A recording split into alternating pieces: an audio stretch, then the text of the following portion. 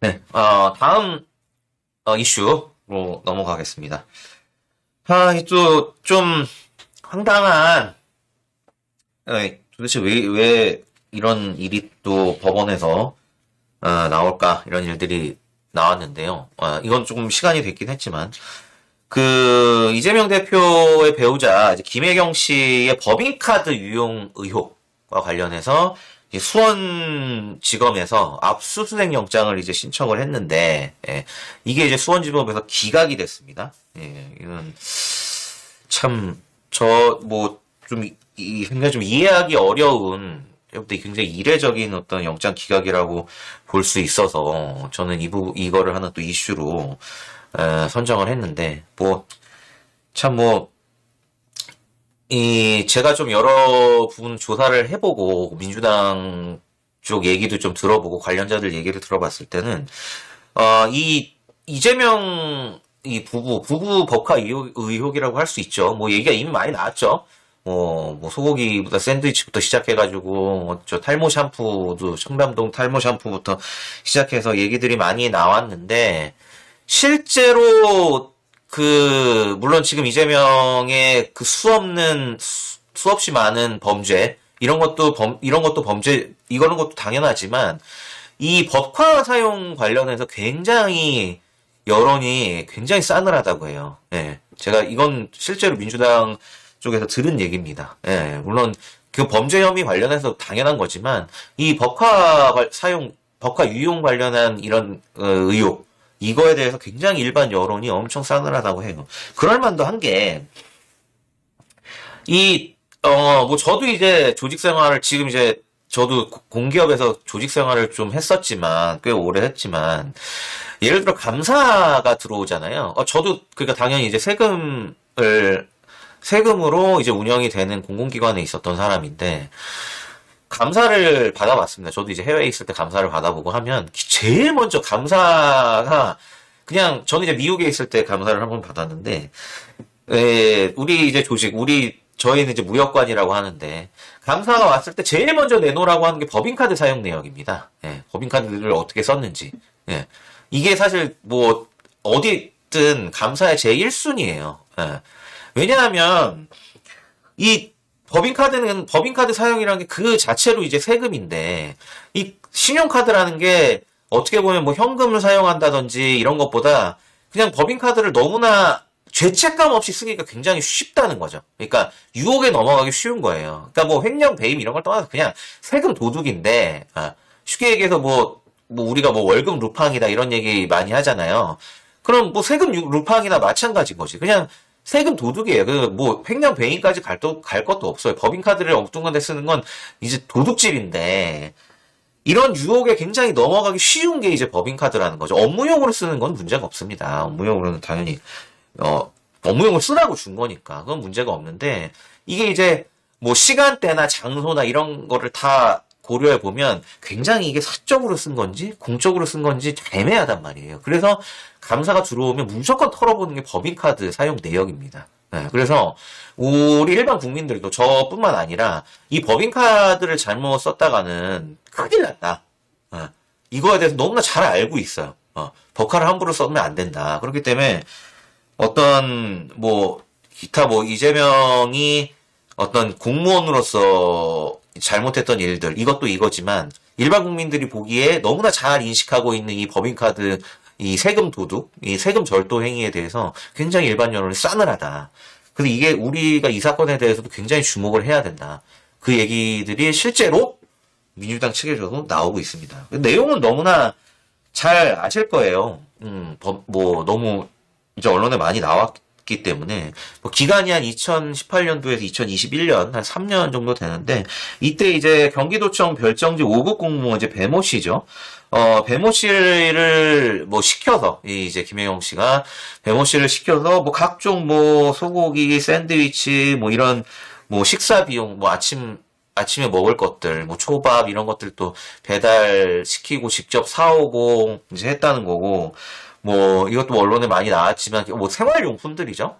샴푸나 이런 것도 개인 생활용품인데, 이런 것들을 계속해서 법인카드로 이제 구매를 했다. 기간도 이제 꽤 오래되고, 그리고 실제로 이 이제 쉽게 해서 이 심부름을 한 배모 씨 같은 경우에는 이미 이게 따로 기소가 돼가지고 집행유예 판결을 받았습니다. 1심에서. 이 2년의 이제 집행유예 선고가 됐는데, 이 집행유예라는 게 쉽게 얘기해서 깜방이 안 닿는 것 뿐이지 실제 징역이나 마찬가지예요. 예.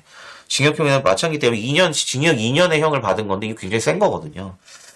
실제 뭐 이 사건도 인정이 된 거고. 근데 이제 김혜경 씨는 왜 당시에 공범, 이제 공소장에는 공범으로 보여지는데 따로 이제 기소를 안 했냐 하면 어쨌거나 뭐 유력 정치인의 배우자고 한 측면이 있어 좀 더 면밀하게 증거들을 더 갖춘 다음에 이제 따로 기소를 하겠다 해서 안 된 거지. 뭐 김혜경 씨가 무죄라서 안 된 게 아닙니다. 그래서 이제 계속해서 더 명확한 증거들을 이제 쌓고 있었던 건데 이제 그런 과정에서 이제 뜬금없이 수원지법에서 이제 영장을 이제 기각을 한 거죠. 이게 압수수색 영장 청구 대상도 굉장히 적절합니다. 뭐 경기도청 비서실이나 충무과. 왜냐하면 이 법인카드의 어떤 사용 내역들 이런 부분들은 회계 담당하는 그런 팀이나 이런 데서 다 가지고 있기 때문에 그런 데를 압수수색해서 전체적인 내역을 다시 한번 들여다본다. 이런 부분들은 상당히 의미가 있는 부분인데, 그리고 또 한 가지 말씀드리면 제가 누차 방송에서 강조하는 게 경제범죄는 딴 거 필요 없어요. 그냥 숫자가 말해줍니다. 예. 이재명 뭐 대장동, 뭐 백현동, 뭐 여기 저기 성남 FC 다 경제범죄잖아요. 경제범죄는 숫자가 말해줍니다. 숫자가 말해주는 범죄는 압수수색을 안 할 수가 없어요. 압수수색을 해서 자료를 다 뒤져봐야 저도 이 숫자가 말해주는 범죄들을 많이 해봤지만 어떻게 보면 굉장히 스트레스를 많이 받지만 어떻게 보면 또 참 증거가 명확해서 이제 수사를 하는 사람이나 재판을 받는 사람이나 조금 어떤 정신적인 스트레스 덜 육체적 스트레스가 많죠 대신에. 예. 막 계좌를 이만큼 쌓아놓고 저도 이제 한 이 정도까지 쌓아놓은 사건들을 몇 개 해봤는데 육체적 스트레스가 많죠. 근데 그걸 잘 정리하면 다 나와요. 예, 숫자가 말해주고 이게 법인카드도 결국 사용 내역 보면 다 나오는 거거든요. 사용 내역 보고 그다음 액수 봐야죠. 얼마나 이제 세금을 도둑질했는지. 그러려면 자료를 수집해야 되는 게 맞거든요. 자료 수집해서 압수수색뿐만 아니라 뭐 일반 재판에서는 사실조회 신청하든지 해서 뭐 심지어 이혼 재판하는 경우에도 배우자들 카드 사용 내역까지 다 털어보는데 이건 범죄 행위에 있어서 이 내역들을 안 털어본다? 이건 있을 수가 없죠. 경제범죄에서는 경제범죄 숫자가 말해주는 거기 때문에 이게 다 털어봐야 됩니다. 근데 수사를 잘하고 있는 거거든요. 그래서 지금 이 부분을 한번 정리를 해봐야 되는 게 맞는데, 왜 영장이 기각됐는지 의문이고. 그리고 두 번째, 첫 번째는 숫자가 말해주는 범죄는 이 압수수색을 많이 해서 자료를 많이 확보하는 게 맞다. 그리고 기각한 게 굉장히 좀 의문이 든다. 그리고 두 번째는, 이게 좀 공익제보자가 있었던 사건이에요. 이제 조명현 씨죠. 이 배모 씨 밑에서 일했던 조명현 씨가, 참고인 신분으로 조사를 받으면서 굉장히 구체적으로 이 법인카드 유용 의혹에 대해서, 세금 도둑질에 대해서, 구체적으로 진술들을 다 했어요. 예를 들면, 당시에 이제 조명현 씨가 배모 씨의 지시를 받아서, 아침 식사용 샌드위치나 초밥, 아침은 좀, 진짜. 아침은 자기 돈으로 먹지. 참, 진짜. 이거 보면 정말 헛웃음이 나오는 게, 아니, 아침 출근하기 전에 아침 식사는 내 돈으로 먹는 게 맞는 거 아닙니까? 내가 이거 부제목으로 이거로 달아도 될 것 같은데, 아침 식사는 내 돈으로 드시라. 아니, 어떻게, 이것까지 법인카드를, 그것도 그 꼭두새벽에, 법인카드도 법인카드지만, 어떻게, 일하는 공무원들을 이렇게 사적인 본인의 어떤 아침 식사와 같은 어떤 사적인 행위에 동원할 수 있는지, 이것도 사실 잘못된 거거든요. 이것도 어떻게 보면 하나의 범죄 행위라고도 볼 수 있는데, 아니, 아침 식사를 본인 돈으로 드셔야지. 어떻게 아침 식사를 국민 세금으로 먹습니까? 이건 법을 떠나서, 이게 도대체 상식적으로 말이 되는 건지 참 저는 이해가 안 가고, 이 조명현 씨가 구체적으로 이 얘기하면서 그런 얘기를 했어요. 예를 들면 그런 거예요. 샌드위치를 시킬 때도 그냥 우리가 이렇게 뭐 매대 같은 데 있으면 샌드위치 이거 주세요. 그게 아니고 주문 샌드위치를 또 시키셔가지고 야채를 특별히 또 추가했다. 여기 뭐 이재명이 야채를 좋아하나 봐요.